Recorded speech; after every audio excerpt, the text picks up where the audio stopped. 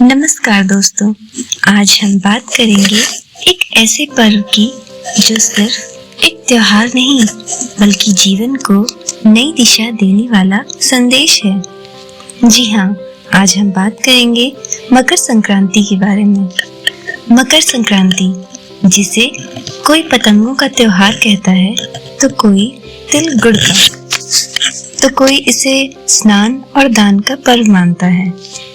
लेकिन असल में मकर संक्रांति अंधकार से प्रकाश की ओर बढ़ने का एक संकेत है।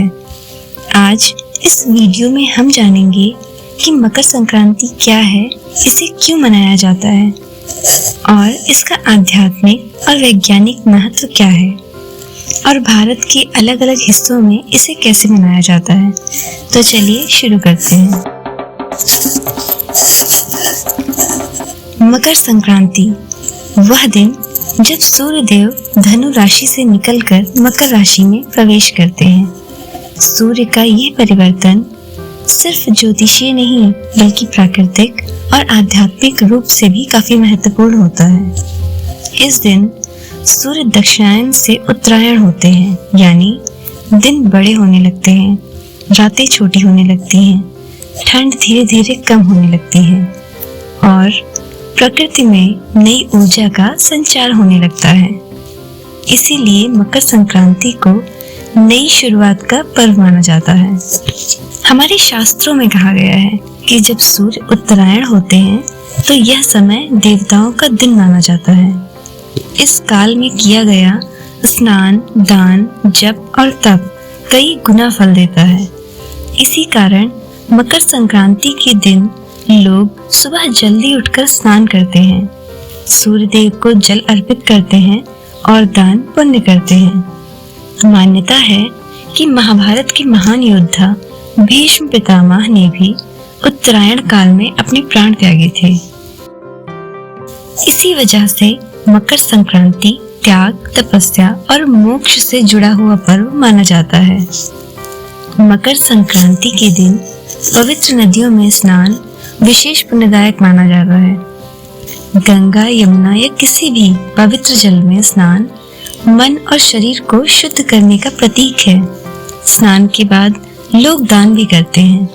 दान करने की जो परंपरा है उसमें तिल, गुड़, अन्न, वस्त्र और कंबल का दान इस दिन बहुत शुभ माना गया है। तिल का अर्थ है पापों का नाश और गुड़ का अर्थ है जीवन में मिठास, यानी संदेश साफ है, अपने कर्म शुद्ध करो और दूसरों के जीवन में मिठास घोलो। मकर संक्रांति पर एक वाक्य बहुत प्रसिद्ध है, तिल गुड़ खाओ और मीठा मीठा बोलो। क्योंकि तिल स्वभाव से कठोर होता है और गुड़ मीठा, तो जीवन का संदेश यही है, हालात चाहे कितने भी कठिन क्यों ना हो, भाषा और व्यवहार हमेशा मधुर रखना चाहिए। अब बात करें पतंग की, तो पतंग उड़ाना सिर्फ एक खेल नहीं है। पतंग हमें सिखाती है ऊंचाइयों तक उड़ो, सपने बड़े रखो, लेकिन अपनी डोर यानी अपने संस्कार कभी मत छोड़ो। भारत में मकर संक्रांति अलग अलग नामों और परंपराओं से मनाई जाती है। उत्तर भारत में इसे मकर संक्रांति कहा जाता है। स्नान, दान, तिल, गुड़ और पतंग ये मुख्य परंपराएं हैं। वहीं पंजाब और हरियाणा में इसे लोहड़ी के रूप में मनाया जाता है। आग जलाई जाती है, नाच गाना होता है और नई फसल की खुशी मनाई जाती है। तमिलनाडु में इसे पोंगल कहा जाता है। यह 4 दिन तक चलने वाला पर्व है जिसमें सूर्य देव को धन्यवाद दिया जाता है। असम में इसे भोगाली बिहू कहते हैं। यहाँ सामूहिक भोज और उल्लास का माहौल होता है। और गुजरात में तो मकर संक्रांति पतंगों के त्योहार के रूप में प्रसिद्ध है। पूरा आसमान रंग बिरंगी पतंगों से भर जाता है। मकर संक्रांति हमें ये सिखाती है कि अंधकार कभी स्थायी नहीं होता।